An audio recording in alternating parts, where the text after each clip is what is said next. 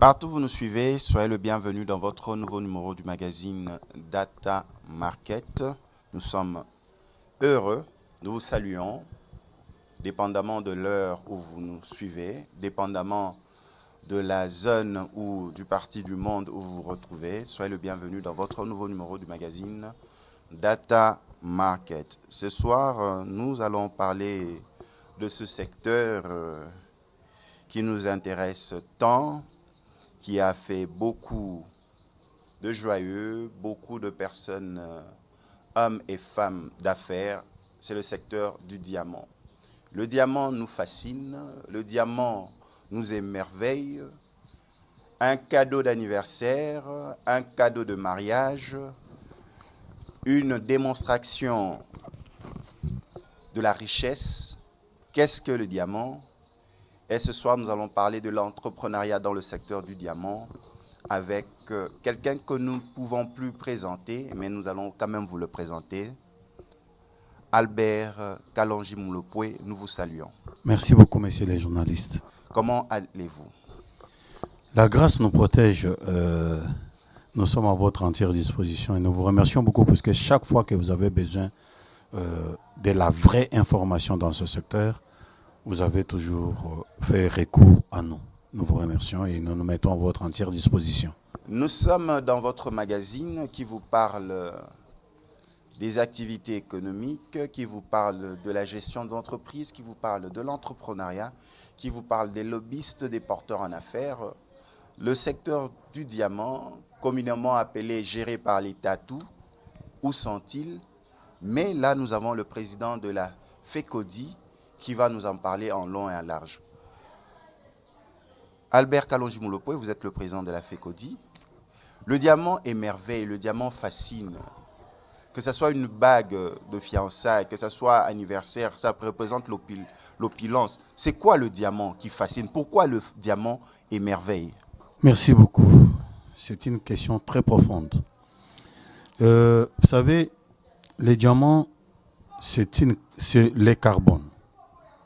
À la différence de d'autres matières premières, qui sont que deux métaux. Et le diamant a été instauré dans un système de certification, qui est la certification de Kimberley. Donc, ces certificats, c'est un processus qui prend le diamant depuis son exploitation jusqu'à la transformation.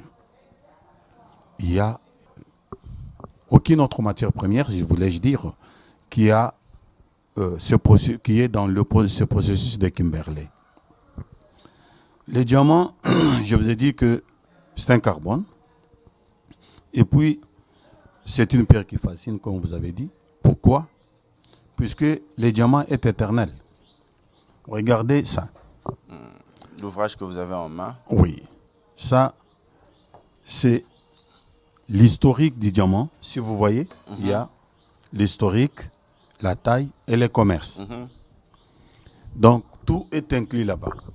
Comprenez que si je vais vous détailler tout ça, ça va nous prendre autant de temps. Peut-être que nous n'aurons pas le temps de parler d'autre chose dans votre émission. Donc, vous êtes à la source de la bonne information.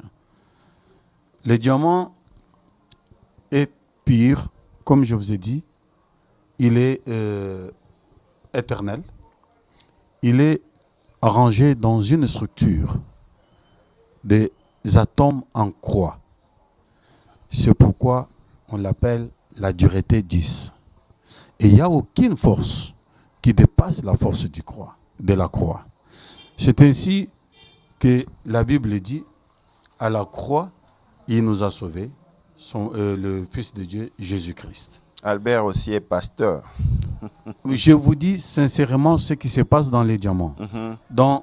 Pour tailler les diamants, il y a les atomes qui sont en forme de la croix et la croix très très serrée l'une de l'autre.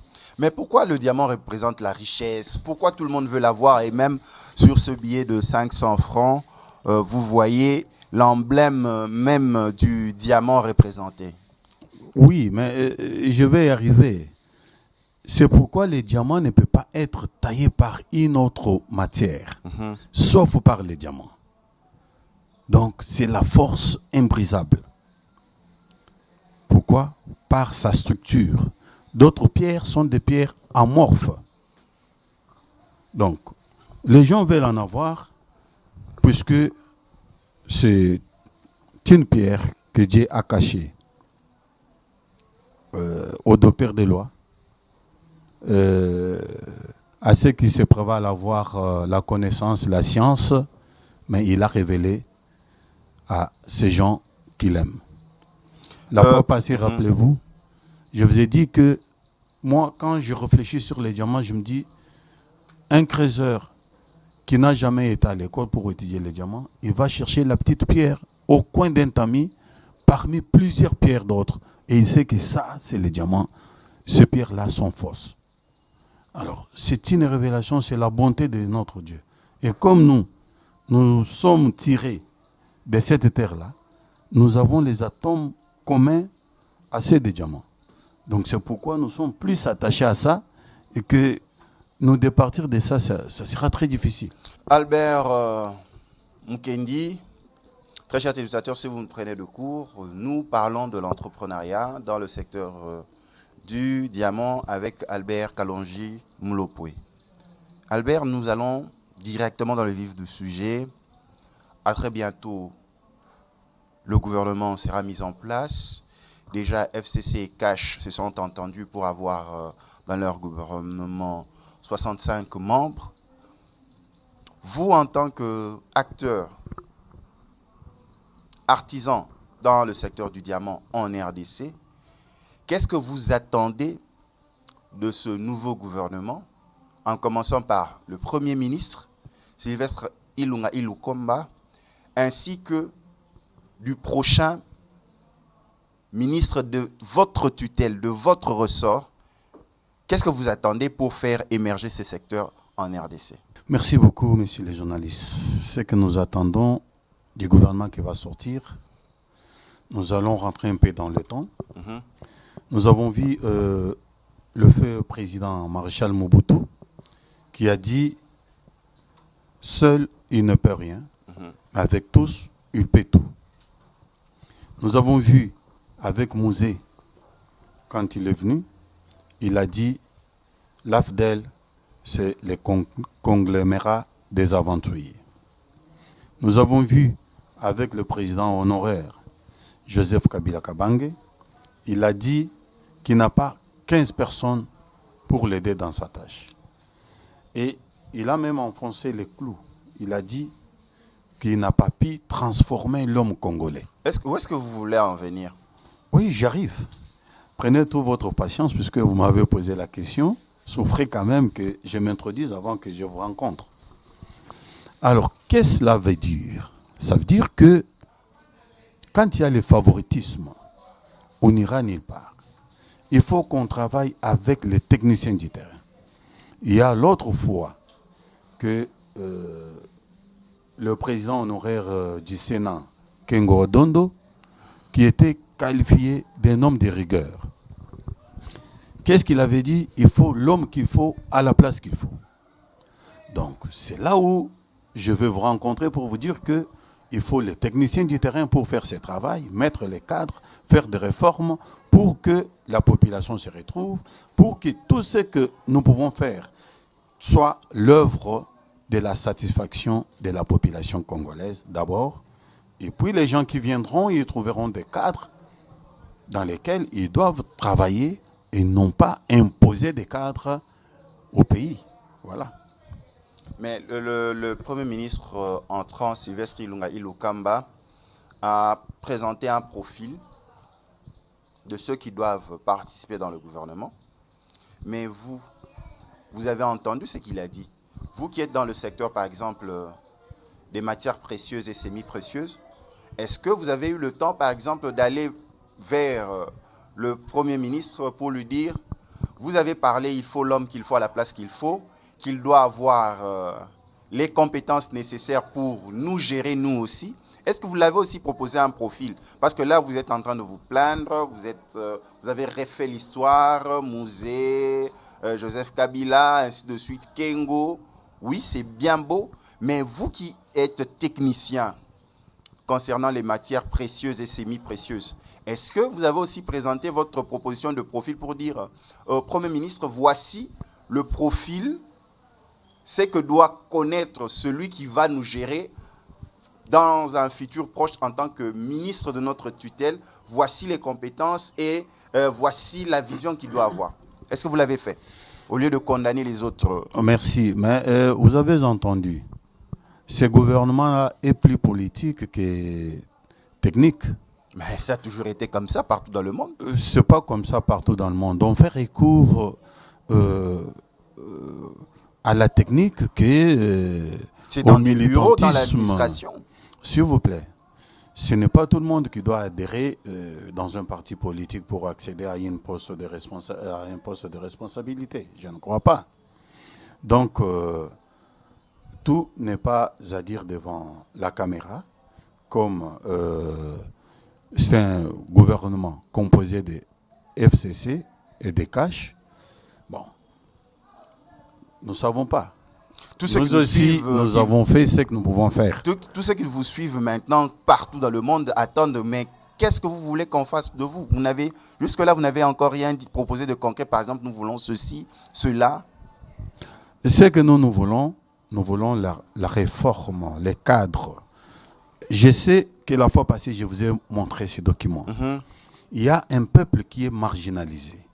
Vous avez parlé ici que le diamant est convoité par tout le monde. Mais les acteurs du diamant sont laissés pour compte. Moi, j'ai participé à tous les ateliers pour la réforme de notre code minier. Vous voyez ici, c'est depuis 2008. Là, nous n'avions pas encore le temps de réviser le code minier puisqu'il était... Mais l'ancien président ne l'a pas fait. Il ne pouvait pas le faire puisque ce code-là était de 2002 et était bloqué pour 10 ans. Et là, nous sommes en 2008. Ce que je vous montre ici. Donc, comme le code était bloqué pour 10 ans, donc on ne pouvait pas les toucher avant 10 ans. Donc, avant 2012, on ne pouvait pas toucher au code. Mais le président sortant, Joseph Kabila, voyant que ce code-là, on a dit que c'est un code nouveau et tout, ça pouvait rencontrer les préoccupations populaires, mais il n'y en avait rien. Il s'est plaint même un jour, vous vous rappelez, quand il recevait l'élite katangaise, il a dit, mais je vois des tonnes et des tonnes, des camions qui sortent de notre pays, mais la population reste dans la précarité. Donc, il avait jugé bon assez que nous puissions réviser en sans paix ces codes pour que nous puissions nous retrouver. Nous sommes là en 2008. Nous étions là. Nous avons parlé. Mais ça n'a pas pris en compte. Et vous voyez les gens qui sont là, puisque hors des caméras, ils disent des choses. Bon, moi je leur ai dit, s'il en est ainsi, puisque nous avons la restitution, nous ne sommes pas venus ici individuellement. Vous tous, vous êtes venus selon vos organisations. Comprenez qu'on mette à côté, à chaque organisation, elle a dit qu'on conserve ces codes miniers, puisqu'il est bon pour les Congolais. Donc, ces ateliers ici n'ont pas le droit d'avoir lieu. Alors, on met à chacun ses préoccupations à côté et puis on rend le travail acquis de droit. Et à ce moment-là, tout le monde n'a pas pu s'assumer. Qu'est-ce que nous voulons dire? Voici maintenant, récemment là, nous avions encore assisté toutes les organisations de la société civile étaient là pour la révision de ces nouveaux codes. Nous n'avons demandé que 2 articles. Vous pouvez lire vous-même, puisque si moi j'ai lu, peut-être on va dire que j'ai fait les commentaires. Donc, le nom du document, c'est « Proposition d'amendement sur la révision du code minier », édition CEPAS, août 2012. Et il y a toutes les organisations concernées par l'exploitation et la commercialisation de matières premières. Et là, nous sommes à la page 35, dans le point vision, où il y a 8 points. Nous lirons que les 2 derniers points, 7 et 8, Point 7, que l'État supprime ou annule tous les titres miniers dormants non exploités et, dans la mesure du possible, les ouvrir à l'exploitation artisanale. Parfait. Le dernier, le point 8, que les comptoirs d'achat de diamants soient installés à Kinshasa et non dans les provinces. Donc, ce sont ces deux propositions que vous voudriez encore ramener auprès de Sylvestre Ilunga et du président de la République, Félix-Antoine Tshisekedi? Exact, puisque dernièrement, j'étais dans un atelier, on m'a dit que ça ne peut pas figurer dans le code minier qui est révisé maintenant, qui a encore une durée de 5 ans, mais puisqu'il y a une urgence... Là aussi, c'est bloqué. C'est bloqué aussi pour 5 ans, oui, avant que nous puissions la réviser. Donc, il y a la possibilité qu'on puisse procéder autrement. Mais vous voyez que c'est une marginalisation de tout un peuple. Le peuple diamantaire n'est pas seulement un peuple kassaïen. Les gens ont peut-être la confusion. Le diamant a commencé au Kasaï, mais le diamant est partout au Congo maintenant. Et tous les gens ne se retrouvent pas. Moi, je suis le président national. J'ai mes membres à Kisangani. J'ai mes membres au Bas-Congo, à Tchela. Nos membres sont à Bandundu. Nos membres sont au Kasaï, n'en parlons pas. Ici même à Kinshasa, il y a nos membres. Mais tous ces gens-là ne se retrouvent plus. Pourquoi ils ne se retrouvent plus? Puisqu'il y a la concurrence déloyale. Il y a l'exportation frauduleuse. Et il y a même un seul comptoir des Congolais qui faisait l'exploit, qui faisait la fierté des Congolais, Kawebe, Kasai Wabalenge, qui vient de fermer maintenant. Alors tout ça, c'est puisqu'il n'y a pas vraiment la protection de la classe moyenne. Le problème est qu'il y a des mentors qui, par les petits pots de vin, ils font n'importe quoi. Ils ne pensent pas qu'ils sont en train de détruire la colonne vertébrale de leur économie. Regardez ici, l'autorité monétaire a inventé l'exploitation artisanale du diamant. Donc, elle connaît l'autorité, voulais-je dire, l'importance de cette exploitation. Mais où en sommes-nous avec cette exploitation aujourd'hui? Voilà. Nulle part. Très chers téléspectateurs, partout où vous nous suivez dans le monde, peu importe l'heure par laquelle vous nous suivez, nous recevons pour vous, dans le magazine Data Market, Albert Kalonji Moulopoué, président de la FECODI. Avec lui, nous allons parler de ce secteur du diamant, cet entrepreneuriat. Nous avons fini avec la première phase, qui était la recommandation auprès du nouveau gouvernement qui va s'installer, après tractation initiée et conduite par le Premier ministre entrant, Sylvestre Ilunga Ilukamba. Nous arrivons à la seconde partie. Nous avons connu, ici à Kinshasa, en RDC, ces hommes et ces femmes qu'on appelait abusivement diamantaires, artisans du diamant, femmes d'affaires dans le secteur du diamant, qui ont construit des villas, les tout premiers villas que nous avons connus ici à Kinshasa, Oyo ya mutu diamant, wana maman wana salara diamant. Mais aujourd'hui, on ne le sent plus, ce secteur est tombé, mais avec la vision du chef de l'État qui est d'offrir aux Congolais, au Congo, des milliardaires ou des millionnaires congolais. Or, nous savions dans le passé que le secteur du diamant pouvait nous offrir ces hommes et ces femmes millionnaires grâce au secteur du diamant. Et à vous, je pose cette question, Albert Kalonji Moulopoué, comment relancer ce secteur du diamant pour avoir des hommes et des femmes qui œuvrent dans ces secteurs et devenir aussi des millionnaires? Comment professionnaliser ces secteurs? Parce que beaucoup ont décrié dans le passé que ceux qui étaient dans le passé dans ce secteur ne voulaient pas rendre ce secteur professionnel. Ils voulaient les limiter quelque part, le cantonner quelque part, en donnant une connotation Balou Bandé Basalara diamant. Vous venez de le dire que le diamant est un secteur où vous avez des membres partout en RDC. Vous avez cité le Bas-Congo, l'ancien Bas-Congo, vous avez cité l'ancien Bandundu, vous avez cité l'ancienne province orientale. Quelles sont les propositions? Comment relever ces secteurs? Je vais commencer par le début de votre question. Vous avez dit qu'on appelait abusivement diamantaire. Non. on appelait à titre juste les diamantaires. Alors les diamantaires ne sont pas les gens à laisser pour compte.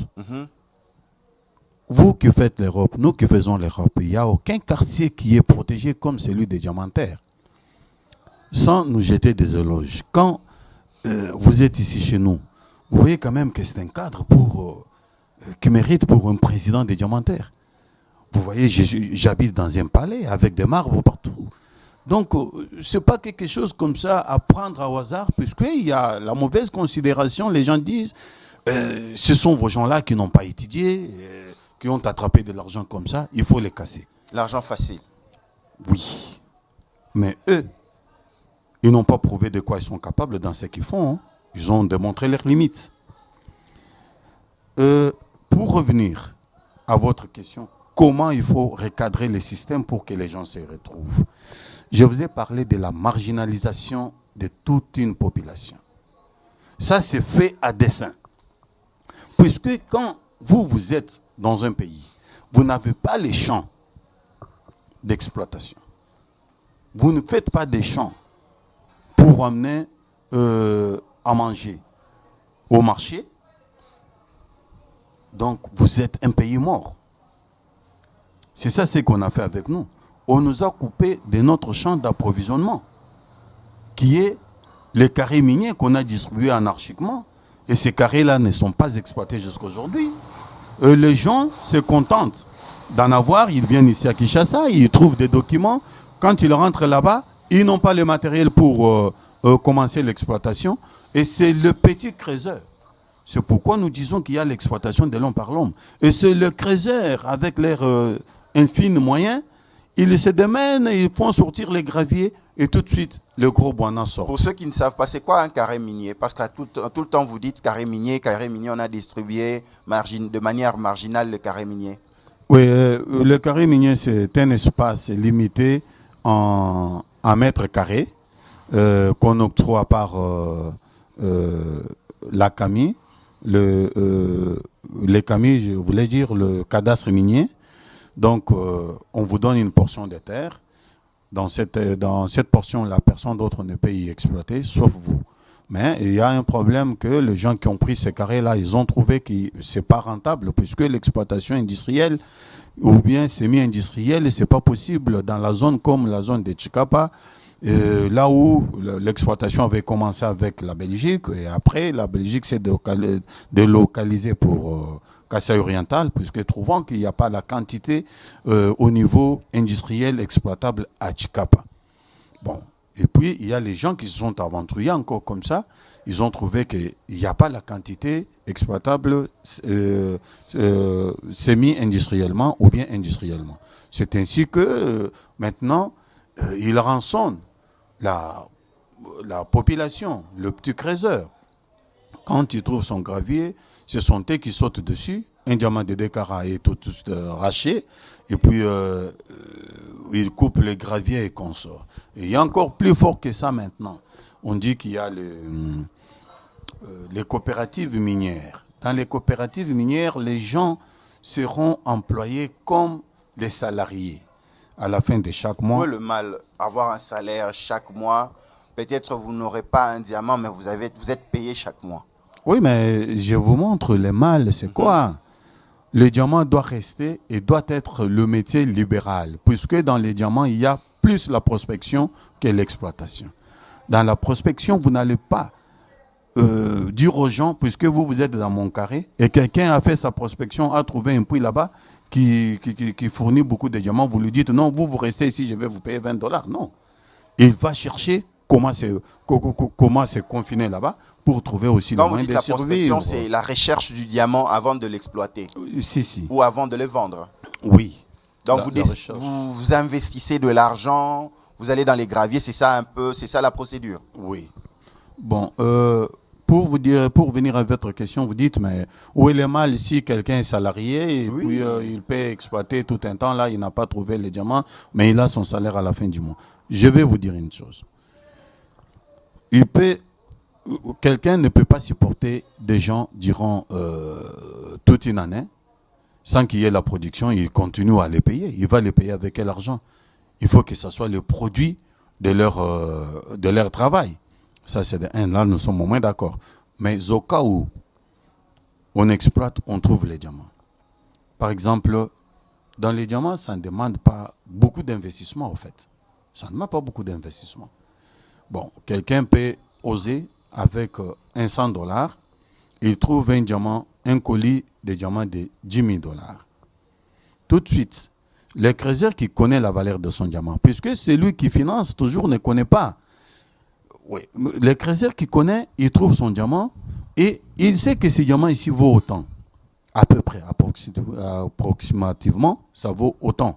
Mais, vous lui dites, vous savez autant de moi que moi je vous ai supporté, je n'ai pas rentré dans mes frais, alors maintenant, je vais vous donner les $20 que je vous ai toujours donné. Vous ne voyez pas que c'est décourager quelqu'un? Vous ne voyez pas que... Dans les $20, c'était forfaitaire, donc sans aucun calcul. J'ai pris à titre d'exemple, c'est un forfait. Donc, il n'y a même pas les gens qui payent. Maintenant, comme selon ça. vous, combien on doit leur payer? Est-ce qu'il y a un calcul à faire en pourcentage? Il ne faut pas qu'on paye les créateurs. Les créateurs sont des associés des propriétaires. Des propriétaires. Des coopératives minières. Oui, ils sont des associés. Comment? Puisqu'ils amènent leur force musculaire. Le financier amène les finances. Et ils sont dans l'association des faits. Dès que le produit sort, le financier a la primauté d'accéder au produit. S'ils ne s'entendent pas le prix, le créateur a le droit, puisqu'il connaît, je viens de vous dire, il connaît à peu près le prix de son diamant. Il a le droit d'aller avec son diamant et le financier dans un autre marché pour aller chercher le plus offrant. Et dès qu'ils ont cet argent-là, ils viennent se distribuer. Les dépensaires prélèvent sa dépense et puis le reste, il se divise selon le pourcentage. Quel pourcentage? Qui propose les pourcentages? Qui aura plus, qui aura moins dans les pourcentages? Dans le pourcentage, il y a les 50% en dehors des dépenses des dépenseurs. Il y a les 50% qui doivent revenir aux dépenseurs. Et puis, les 50% qui restent, ça fait les 100%. Et le creuseur se divise entre eux. Voilà. Ma question est celle-ci. Maintenant, l'argent investi par le propriétaire du carré minier, l'argent investi dans la recherche, cela, vous êtes homme d'affaires. Cela ne sera pas récupéré si on doit se partager, par exemple, 50-50%? Oui, mais je vous ai dit ça. On prélève en premier lieu les dépenses faites par les financiers. Donc, il enlève, quand on remet la somme d'argent, il enlève toutes ses dépenses. OK. Et ce qui reste, voilà. Ce qui reste, il se divise par deux. 50-50. Lui a les 50%, il s'en va avec. Et les 50% qui restent, c'est les 100% pour les créateurs. Pour que les téléspectateurs comprennent, par exemple, le financier a dépensé, prenons $2000. $2000, ils ont fait la prospection, ils ont trouvé le diamant. Ils vont dans un comptoir, dans un marché, ils vendent le diamant, par exemple, à $10 000. Donc, le financier va retrancher ces $2000. Si. Les $8000 restants, il le divise en deux, 50, donc 4000. OK.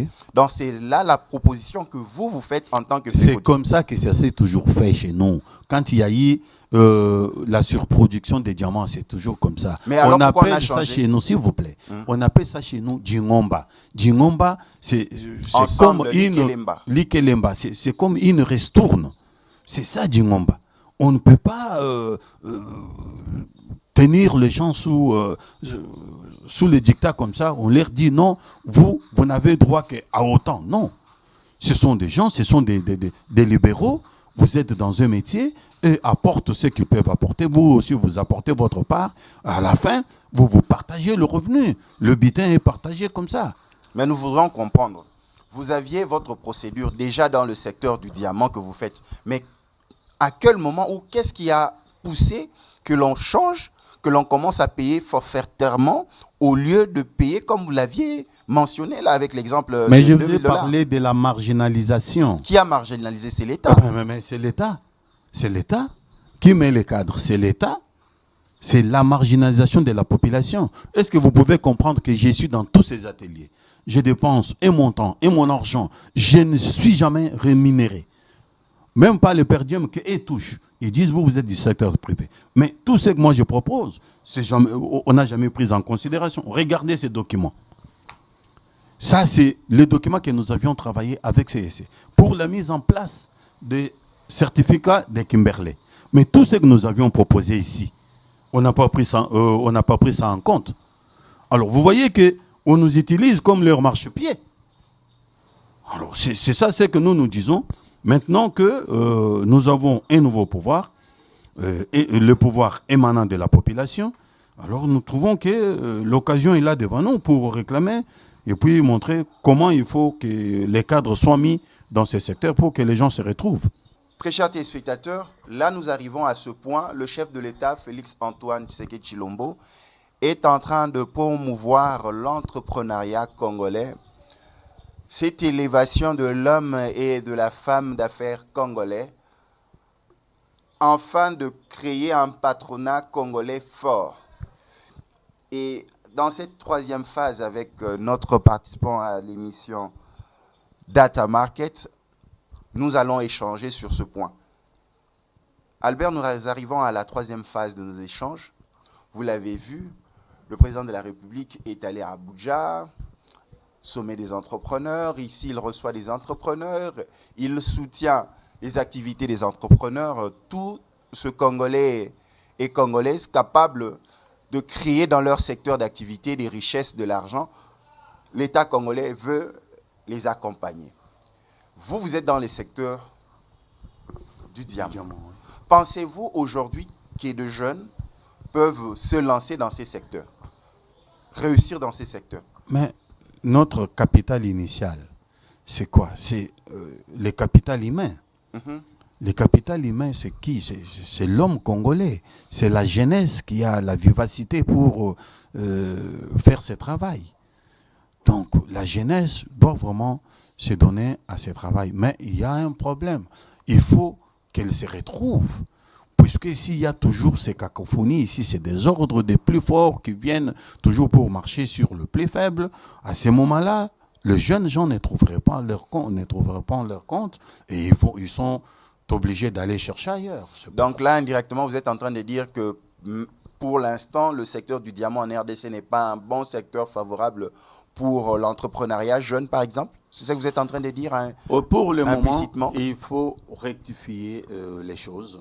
Puisque vous voyez, nous venons d'être chassés de l'Angola. La fois passée, je vous ai parlé dans votre émission ici qu'il n'y a pas mieux en Angola qu'ici. Mais nous partons malgré nous. Pourquoi? Puisqu'il y a ce système de carré minier qui a détruit notre travail. Alors, puisque en faisant ça, je me répète, que les gens savaient très bien qu'ils vont détruire la colonne vertébrale des diamantaires. Les diamantaires n'auront plus l'approvisionnement dans le marché. Il y aura la rareté des diamants. C'est ainsi que toutes nos réclamations sont toujours rejetées. Ils font semblant d'être avec nous. Ils font la fine bouche. Mais après, ils ne mettent rien en pratique. Quand nous tournons les dos, c'est fini. Fini la fête, adieu le saint. Alors maintenant, nous disons bouche de miel, cœur de fiel. C'est déjà une période passée. Nous avons le président émanant de nous, qui est le nôtre, et nous allons apporter notre expertise auprès de lui. Nous allons mettre notre expertise à sa table. Et nous voulons que ce soit l'homme qu'il faut à la place qu'il faut. Et nous, les diamantaires, nous ne voulons plus que quelqu'un d'autre qui n'est pas diamantaire nous représente. Puisque ça, c'est une matière précieuse et stratégique. Je vous ai dit qu'il y a le certificat de Kimberley qui n'est jamais ici avec d'autres matières premières. D'autres matières premières sont des semi-précieuses et ce sont des métaux. Et ils sont aussi ioniques. Mais ce n'est pas le diamant. Le diamant, c'est une autre spécialité. Et on doit protéger le secteur. Voilà. Albert, arrivons à ce moment où vous allez nous parler du circuit de vente du diamant. Nous avons commencé par l'illustration où vous avez parlé de la coopérative minière. Ce circuit de la vente du diamant, comment elle se représente en RDC? Lorsqu'on fait la prospection, qu'on trouve un diamant, Qu'est-ce qui suit? La prospection, c'est-à-dire, c'est une phase primaire. Dans l'exploitation artisanale, c'est l'exploitation combinée avec l'exploration combinée avec l'exploitation. Bon, si on trouve un diamant, on va dans le marché. Dans le marché, il y a les négociants, qui étaient abusivement appelés. C'est là où je vous rejoins maintenant, les diamantaires. Non, les diamantaires, c'est une bonne appellation, mais les trafiquants, ce n'est pas une appellation appropriée. Un trafiquant, c'est un clandestin. Or, un négociant, c'est un monsieur reconnu officiellement avec sa carte de négociant et il est professionnel dans le secteur.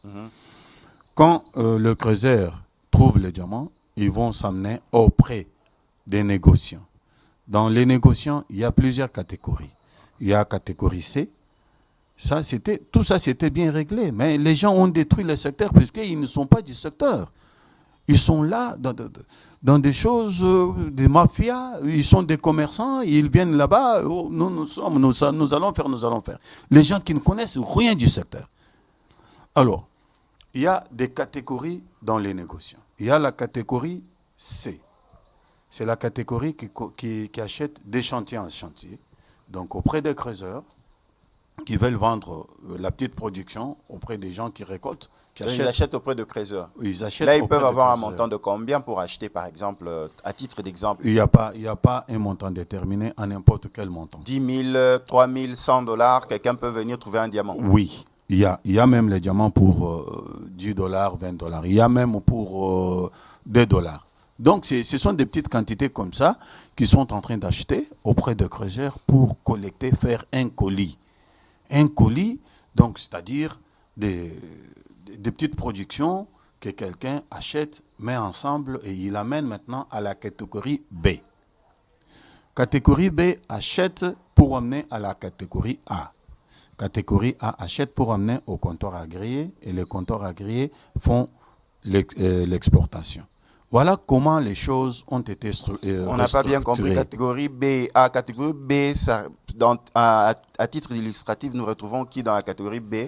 Catégorie B, ce sont des gens qui ont peut-être un capital de 10 000, 20 000, 50 000 $, puisqu'ils paient acheter auprès des gens qui ont peut-être 2 000 ou 3 000 pour faire la collection et trouver un colis de 10 000 $. Il peut vendre aussi à celui qui a un capital un peu élevé de 50, 100 000, 200 000 $. Et puis, celui-là peut vendre aussi à quelqu'un qui a 500, 1 million et quelque chose. Voilà, c'est comme ça. Donc, il faut seulement suivre. Il ne faut pas suivre. Il n'y a pas une obligation. Il peut vendre à n'importe qui il veut. Donc, on peut monter directement. Oui. Même le creuseur, quand il trouve son diamant, qu'il trouve qu'il ne peut pas vendre aux gens qui sont là-bas, il ne donne pas de bon prix. Il vient directement à Kinshasa, par exemple. Oui, il va vendre. C'est son diamant. C'est pourquoi nous voulons le libéralisme du métier. On ne peut pas mater des gens comme ça, les garder sous la coupe de la pauvreté. Non. C'est son diamant. Dès qu'il est en possession de ça, il peut les garder, il peut les vendre, il peut les détenir sur l'ensemble du territoire national. Voilà. Est-ce qu'il y a un marché reconnu d'achat et de vente de diamants en RDC? Ou bien tout est réglementé, ou tout le monde peut faire ce qu'il veut? Au Congo, il n'y a pas un marché réglementé. Pourquoi? Je vais vous dire. Puisqu'il y a toujours la mauvaise foi. Les Baluba font des fiers avec les diamants. Mais maintenant, à Kisangani, il y a nos confrères qui sont là, nos collègues, qui faisaient aussi la fierté de Kisangani. Ils sont effacés maintenant, avec ce système de code minier. Donc, il y a un acharnement contre toute une classe sociale. Voilà. Or, les choses allaient être structurées quand nous étions avec Mouzé. Nous avions parlé de la bourse. On allait avoir la bourse ici, BSMP. J'ai tous les documents ici. J'avais même donné ma part pour la constitution de la bourse. Dès lors qu'on a tué Mouzé, on a mis la croix sur le projet. Et moi, mon argent souffert de frais de retenue de compte à la banque. Voilà comment les gens se comportent dans ce pays. Tout ce qui peut avancer les Congolais sont toujours bloqués quelque part. Maintenant, ma question. Quand vous trouvez le diamant, vous devez avoir un document. L'État doit reconnaître... Si. Vous devez tout d'abord avoir la carte des négociants, si vous êtes négociant. Et puis, pour les creuseurs, vous devez avoir la carte des creuseurs aussi. Voilà. Si vous n'avez pas de carte, comme moi je n'ai pas de carte, je ne peux pas... Vous ne pouvez pas toucher. Vous ne pouvez pas toucher au diamant. Même pas toucher. Rappelez-vous de l'émission de la fois passée d'un politicien. Oui. Les téléspectateurs comprennent. Donc, on pensait que c'est comme une voiture. J'achète une voiture, je peux la vendre. J'achète comme tout produit ou bien de commerce, je la vends comme je veux, j'investis. Donc, pour faire l'exploitation du diamant, il faut avoir une carte, comme une carte d'identité. Oui, c'est une carte de creuseur. Les cartes des exploitants, c'est pour une année. C'est une taxe, au fait. Ah, c'est une taxe. C'est une taxe. Donc, vous devez renouveler chaque année si vous voulez continuer dans le métier. Donc, vous payez une seule fois. Oui, nous aussi, des négociants, c'est pareil. Donc, par exemple, moi, quelqu'un d'autre veut se lancer, il faut aller auprès... des services de mine. Ouais. Des services de mine, on vous délivre cette carte-là. Ouais. Là, maintenant, vous êtes agréé pour pouvoir entrer dans ce circuit de vente et achat du diamant. Si. Sans ça... Non, sans ça, vous êtes en infraction. Hein. C'est ça la loi. La loi dure et c'est la loi. Donc, déjà là, si vous pouvez avoir de carte, mais pourquoi vous ne pouvez pas réglementer ces secteurs? Parce que déjà, vous payez la taxe. C'est là où je ne comprends pas. Mais nous avons parlé des cadres, non? Oui, le cadre a été détruit par les gens qui ne veulent pas la prospérité des autres. Voilà. Parce que déjà, si vous reconnaissez entre vous, vous avez votre structure FECODI, vous pouvez aussi initier un marché du diamant en bonne et due forme en RDC. Mais avec Mouzé, nous étions déjà très loin. Avec Mouzé, donc nous parlons des gros enjeux, messieurs les journalistes. Hein? Puisque Mouzé ne voulait pas entendre de ça. Il a dit, moi je vais faire de vous des millionnaires, des milliardaires. Et je veux assez que chacun de vous ait son jet privé pour faire les déplacements. Mouzé, c'était vraiment un nationaliste. Nous, on nous parle des nationalismes, mais on n'a pas vécu ça plus que Mouzé. Voilà. Donc, le diamant, c'est possible que le diamant puisse booster ces secteurs pour que la RDC décolle. Très bien. Mais vous voyez la nouvelle monnaie, le franc congolais. Le billet de 500 francs. De 500 francs. Dans sa faciès, vous voyez, il y a un diamant. Un diamant, ce n'est pas n'importe quel diamant de quelle provenance. C'est des secteurs artisanaux. Par contre, d'autres secteurs là ne fournissent pas grand effort. Le secteur industriel. Qu'est-ce qui s'est passé? Même dans ce processus de Kimberley, on a reconnu que les 3/4 des produits commercialisés, des diamants en fait, puisqu'il faut que je sois précis, des diamants commercialisés au Congo provient de secteur artisanal. Mais c'est ce secteur-là qui est détruit maintenant. Voilà. Vous aussi, vous en êtes pour quelque chose parce que vous n'avez pas voulu professionnaliser cela. Nous n'en sommes pour rien. Les gens nous ont dit, il y a eu tout d'abord la déconsidération. Nous nous sommes bâtis pour que nous soyons considérés comme des commerçants par entière, des gens qui méritent du respect. Et nous avons obtenu ça. C'est pourquoi vous voyez le billet de 500 francs avec les diamants. Bon, maintenant, nous étions très loin, je vous ai dit. Nous avions voulu même mettre la bourse des diamants, BSMP, bourse congolaise des matières précieuses. Il n'y en a pas deux. Il n'y a que les diamants. L'autre là, c'est les semi-métaux, l'or là. C'est les semi-métal. Ce n'est pas comme les diamants. Les diamants, c'est les carbones, je venais de vous le dire.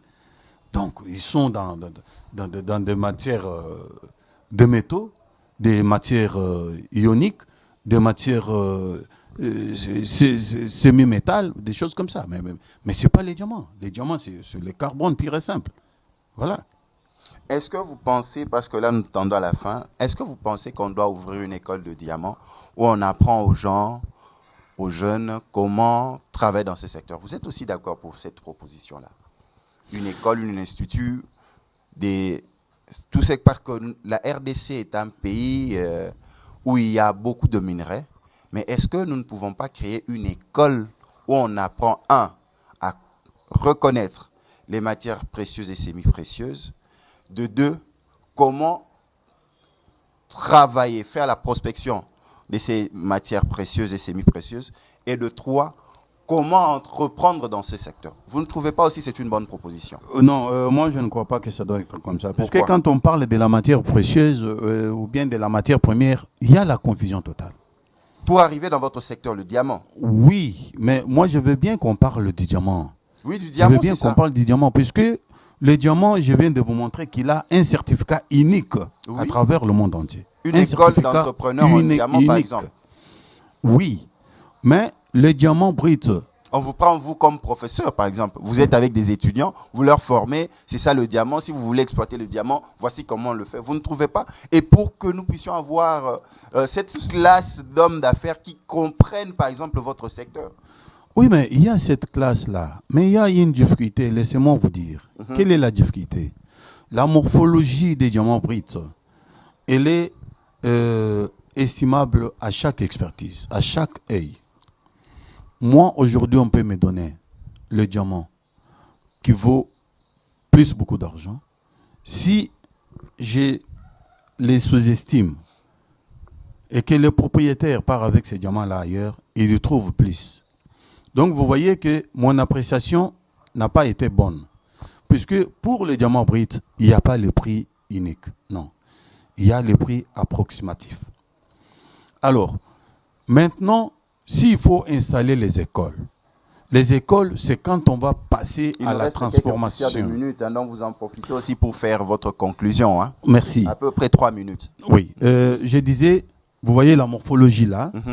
Il faut passer maintenant à la transformation.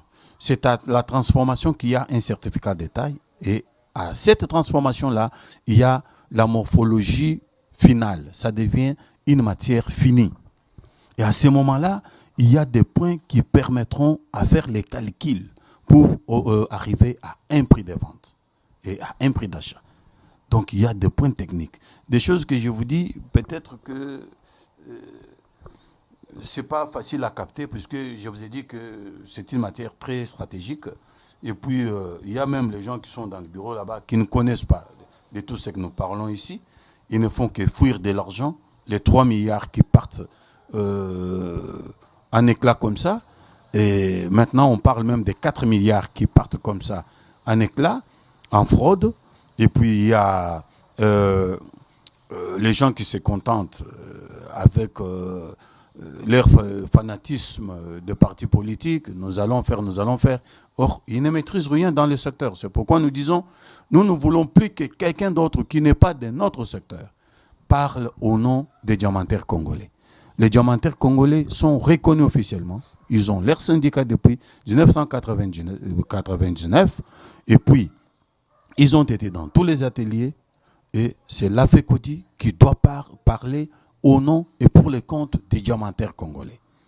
Et pour ce qui est du gouvernement, nous demandons au gouvernement qu'il a mis plus du temps. Je pense que c'est pour chercher l'expertise nationale.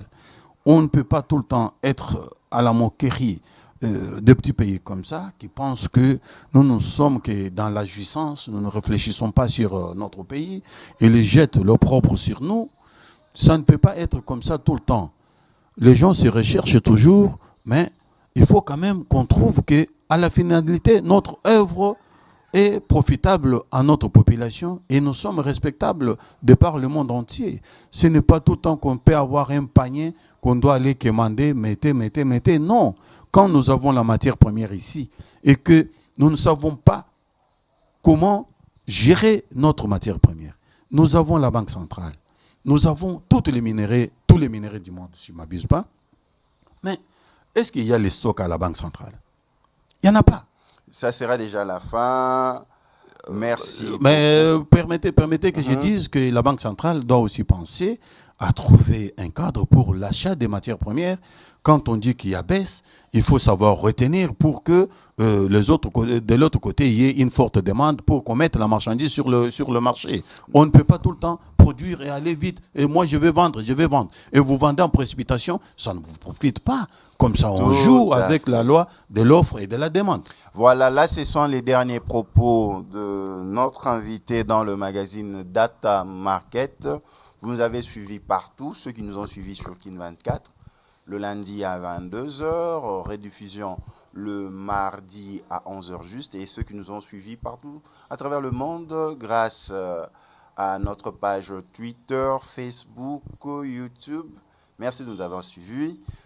Albert Kalonji Moulopoué, merci. C'est nous qui vous remercions, monsieur le journaliste, pour toutes les peines que vous donnez chaque fois. Ça nous va tout droit au cœur. Quand vous avez besoin d'une information, vous venez toujours à la source. Et nous voulons, peut-être, nous sommes dans un grand pays, nous voulons que les gens qui se